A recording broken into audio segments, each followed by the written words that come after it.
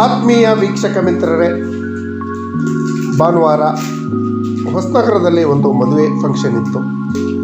ಮದುವೆ ಫಂಕ್ಷನಿಗೆ ಹೋದಾಗ ನನ್ನ ಮಗನ ಒತ್ತಾಯದ ಮೇರೆಗೆ ಅಪ್ಪ ಹೊಸದಾಗಿ ಕಟ್ಟಿರುವಂತಹ ಚಂದ್ರಮೌಳೇಶ್ವರ ದೇವಾಲಯ ಹಾಗೂ ಇನ್ಸ್ಟಾಗ್ರಾಮ್ ಹಾಗೂ ಫೇಸ್ಬುಕ್ಗಳಲ್ಲಿ ವೈರಲ್ ಆಗ್ತಿರುವಂತಹ ಗೋಮುಖದ ಕಡೆಗೆ ಹೋಗೋಣ ಅಂತ ಹೇಳ್ದ. ಅವನ ಒತ್ತಾಯದ ಮೇರೆಗೆ ಅವನಿಗೂ ತೋರಿಸ್ಬೇಕು ಅನ್ನೋ ಉದ್ದೇಶಕ್ಕಾಗಿ ಗೋಮುಖಕ್ಕೆ ಕರ್ಕೊಂಡು ಹೋಗಿದ್ದೆ. ಸ್ನೇಹಿತರೆ, ಹೊಸನಗರ ತಾಲೂಕು ರಾಮಚಂದ್ರಾಪುರ ಮಠ ಅಂತ ಇದೆ. ವಿಶ್ವ ಪ್ರಸಿದ್ಧವಾದ ರಾಮಚಂದ್ರಾಪುರ ಮಠ. ಆ ರಾಮಚಂದ್ರಾಪುರ ಮಠದಲ್ಲೇ ಈ ಗೋಮುಖ ಸ್ಥಾಪನೆಯಾಗಿದೆ. ಈ ಗೋಮುಖ ಪ್ರಪಂಚದ ಅತಿ ದೊಡ್ಡ ಗೋಮಾತೆಯ ವಿಗ್ರಹ ಅಂತಾನೆ ಹೇಳ್ಬೋದು. ಈ ಗೋಮುಖಕ್ಕೆ ಹೋಗೋದೇ ಒಂದು ಸಾಹಸದ ಕೆಲಸ ಅಂತಾನೆ ಹೇಳ್ಬೋದು. ದೊಡ್ಡ ದೊಡ್ಡ ಕಲ್ಲುಗಳು, ದಟ್ಟವಾದ ಅರಣ್ಯದ ಮಧ್ಯೆ ಈ ಗೋಮುಖಕ್ಕೆ ಪ್ರವೇಶ ಮಾಡಬೇಕು. ಹಲವಾರು ಬಾರಿ ದಾರಿ ತಪ್ಪಿ ಬೇರೆ ಕಡೆ ಹೋಗಿ ಮತ್ತೆ ಸ್ಥಳೀಯರನ್ನ ಕೇಳ್ಕೊಂಡು ಈ ಸ್ಥಳಕ್ಕೆ ಭೇಟಿ ನೀಡಿ ಹರಸಾಹಸ ಪಟ್ಟು ಭೇಟಿ ನೀಡಿದಾಗ ಮನಸ್ಸಿನಲ್ಲಿ ಆದಂಥ ಆನಂದವೇ ಬೇರೆ. ಸ್ನೇಹಿತರೆ, ದಟ್ಟ ಕಾನನಗಳ ಮಧ್ಯೆ ಇಂತಹ ಅದ್ಭುತವಾದ ಒಂದು ಶಿಲ್ಪವನ್ನ ನಿರ್ಮಾಣ ಮಾಡಿರುವಂತಹ ಹೊಸನಗರದ ರಾಮಚಂದ್ರಾಪುರ ಮಠಕ್ಕೆ ಧನ್ಯವಾದಗಳು. ಇದು ಕೇವಲ ನೋಡಕ್ಕೆ ವಿಗ್ರಹ ಆಗಿರ್ಬೋದು, ಆದರೆ ಆ ವಿಗ್ರಹದ ಒಳಗೂ ಕೂಡ ಹೋಗಕ್ಕೆ ಪ್ರವೇಶ ಇದೆ. ನೀವಿಲ್ಲಿ ನೋಡ್ತಾ ಇರ್ಬೋದು, ಮಹಾನಂದಿ ಶಿವನಂದಿಯ ಕಿವಿಯ ಮೂಲಕ ನಂದಿ ವಿಗ್ರಹದ ಒಳಗೆ ಪ್ರವೇಶ ಮಾಡಕ್ಕೆ ಅವಕಾಶವನ್ನ ಮಾಡಿಕೊಟ್ಟಿದ್ದಾರೆ.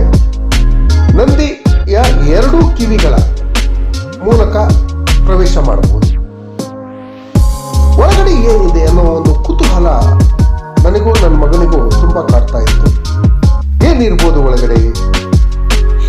ನಂದಿ ವಿಗ್ರಹದ ಒಳಗಡೆ ಏನೆಲ್ಲ ಆಶ್ಚರ್ಯ ಇರ್ಬೋದು ಅಂತ ಹೇಳಿ ಹೋಗಿ ನೋಡಿದಾಗ, ಈ ನಂದಿ ವಿಗ್ರಹ ತುಂಬಾ ವರ್ಷಗಳ ಹಿಂದೆ ನಿರ್ಮಾಣ ಆಗಿದೆ, ಅದು ಪೂರ್ಣಗೊಂಡಿಲ್ಲ. ಅಲ್ಲಿ ಒಂದು ಭವ್ಯವಾದ ದೇವಾಲಯವನ್ನ ಕಟ್ಟುವ ಸ್ಕೆಚ್ ಅಲ್ಲಿ ರೆಡಿ ಮಾಡಿದ್ದಾರೆ. ನೀವು ನೋಡ್ಬೋದು, ಗರ್ಭಗುಡಿಯನ್ನ ಕೂಡ ರೆಡಿ ಮಾಡಿದ್ದಾರೆ. ಗೋಮಾತೆಯ ದೇವಾಲಯ, ಮಹಾಶಿವನ ವಿಗ್ರಹ, ಶಿವಲಿಂಗವನ್ನು ಸ್ಥಾಪನೆ ಮಾಡೋ ಉದ್ದೇಶಕ್ಕಾಗಿ ಈ ರೀತಿ ಸ್ಥಾಪನೆ ಮಾಡಿದರೆ ನೋಡೋಕ್ಕೆ ತುಂಬ ಅದ್ಭುತವಾಗಿದೆ. ಮಾಯಾಲೋಕದಲ್ಲಿ ಹೋದಂತಹ ಅನುಭವ ಖಂಡಿತವಾಗೂ ಆಗತ್ತೆ. ಇಂತಹ ಅದ್ಭುತವಾದ ಸ್ಥಳ ಇಷ್ಟು ವರ್ಷಗಳ ಕಾಲ ಸಾರ್ವಜನಿಕರಿಗೆ ಯಾಕೆ ತೆರೆದುಕೊಂಡಿಲ್ಲ ಅನ್ನೋ ಒಂದು ಪ್ರಶ್ನೆ ನೋಡ್ಬೋದು. ದಟ್ಟ ಕಾಡುಗಳ ಮಧ್ಯೆ ನಿರ್ಮಾಣ ಆಗಿರುವಂತಹ ಇದು ಯಾರೆಲ್ಲೂ ಹೊರ ಪ್ರಪಂಚಕ್ಕೆ ಹೊರಗಡೆ ಬಂದಿರಲಿಲ್ಲ. ಈ ವಿಗ್ರಹದ ಹಿಂಭಾಗದಲ್ಲಿ ಒಂದು ಸರೋವರ ಇದೆ. ಸರೋವರದ ನೀರು ಈ ವಿಗ್ರಹದ ಮೂಲಕ ನಂದಿಯ ಬಾಯಿ ಕೆಳಗಡೆ ಆ ನೀರು ಹೋಗತ್ತೆ. ಅದು ಕೂಡ ಅದ್ಭುತವಾಗಿದೆ. ನಾನು ಸರ್ಕಾರದಲ್ಲಿ ಹಾಗೂ ರಾಮಚಂದ್ರಾಪುರ ಮಠದಲ್ಲಿ ಹಾಗೂ ಶಿವಮೊಗ್ಗ ಜಿಲ್ಲಾಡಳಿತದಲ್ಲಿ ಮನವಿ ಮಾಡ್ಕೊಳ್ಳೋದೇನೆಂದರೆ, ಇಂತಹ ಒಂದು ಅದ್ಭುತವಾದ ಸ್ಥಳವನ್ನ ಪ್ರೇಕ್ಷಣೀಯ ಸ್ಥಳವಾಗಿ ಅಭಿವೃದ್ಧಿಪಡಿಸಿ ಅವಾಗ ಲಕ್ಷಾಂತರ ಪ್ರವಾಸಿಗರು ಇಲ್ಲಿ ಬಂದು ಇದರ ಆನಂದವನ್ನ ಪಡ್ಕೊಬಹುದು. ಇದರಿಂದ ರಾಜ್ಯದ ದೇಶದ ಆದಾಯ ಕೂಡ ಹೆಚ್ಚಾಗತ್ತೆ, ಪ್ರವಾಸೋದ್ಯಮ ಕೂಡ ಅಭಿವೃದ್ಧಿಪಡಿಸಿದಂಗಾಗತ್ತೆ. ಸುತ್ತಲೂ ದಟ್ಟ ಕಾಡುಗಳ ಮಧ್ಯದಲ್ಲಿರುವಂತಹ ಈ ಸ್ಥಳ ತುಂಬ ಅದ್ಭುತವಾದ ಸ್ಥಳ ಅಂತಲೇ ಹೇಳ್ಬೋದು. ಸ್ನೇಹಿತರೆ, ನೀವೇನಾದರೂ ಫ್ರೀ ಆಗಿದ್ದು ನಿಮ್ಮ ಕುಟುಂಬದ ಜೊತೆ ಈ ಸ್ಥಳಕ್ಕೆ ಭೇಟಿ ನೀಡಿದ್ರೆ ಒಳ್ಳೆ ಪಿಕ್ನಿಕ್ ಸ್ಪಾಟು ಹಾಗೂ ಟೂರಿಸಂ ಪ್ಲೇಸ್ ಆಗತ್ತೆ.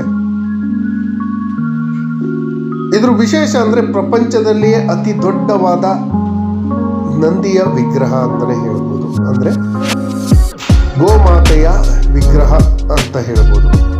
ಇದು ಇನ್ನೂ ನಿರ್ಮಾಣ ಹಂತದಲ್ಲಿದೆ.